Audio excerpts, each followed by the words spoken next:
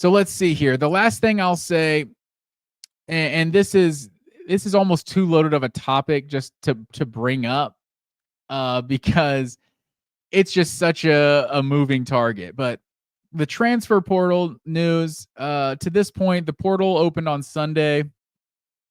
As most Georgia fans know, Julian Humphrey had intentions to join the portal as of last week and didn't even play in the Texas game.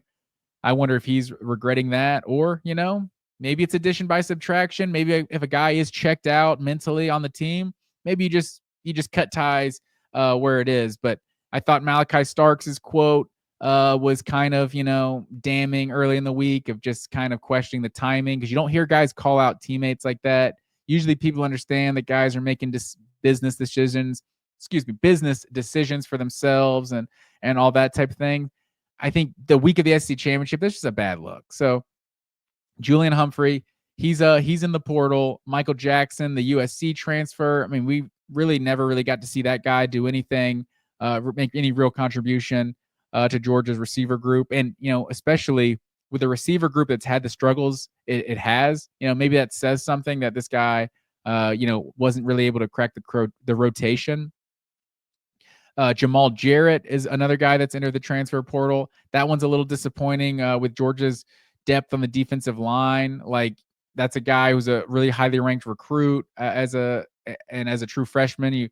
You got to like his chances. Like, I would say, other than like the off field stuff that seems to be with Bear Alexander.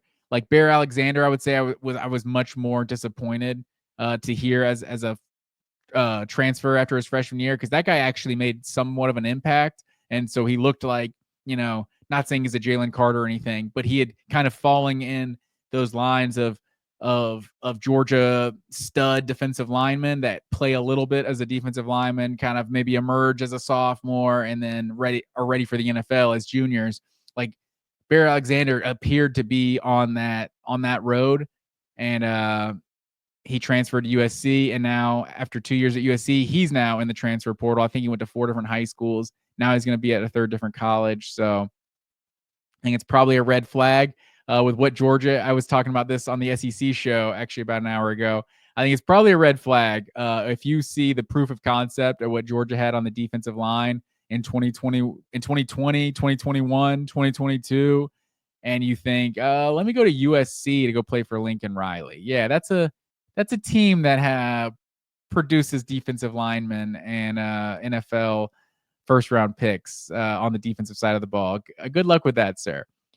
So with all that said, Jamal Jarrett, a little disappointing for a guy. I think I'm disappointed anytime a guy transfers after 1 year. If you're a big-time top 100 recruit and you're transferring after the first year, maybe you've decided Georgia's not for you. That's what it is. Maybe you got paid by someone else, and that's all it is. Maybe you want playing time, and you don't see an opportunity to play at Georgia. But whatever the reason is, if he's not as good as we thought coming out of high school, that's disappointing. If he is a good player that's going to go on to contribute at another school, that'll also be disappointing. But we'll see what happens with Jamal Jarrett. And also, let's not rule it out because of this last guy that I'm going to get to. Georgia has kind of a history of some of these guys going in the portal and then changing their mind and maybe staying. Maybe it's a leverage move, and that's how you get a couple extra dollars that way. But we saw Julian Humphrey actually do it last year. We saw, who was the only one? Christian Miller, I think, did it last year and ended up back at Georgia. It sounds like Nitro Tuggle has done the same thing. So Nitro Tuggle was one of the guys that we heard join the portal, put his name in the portal when the news first broke, and now it's sounding like he might be backing off of that. He might be staying at Georgia, and I think most Georgia fans will be excited to know that. Other than the previous thing I just stated of this receiver group has had some struggles, and this guy hasn't exactly made an impact. So you'd think with the struggles that the receiver group has had, they would try out anyone and everyone to make an impact. You've seen Tuggle start to get more snaps in recent weeks. So that's one reason that I would be encouraged, and I would like to see that guy back in a Georgia uniform in 2025.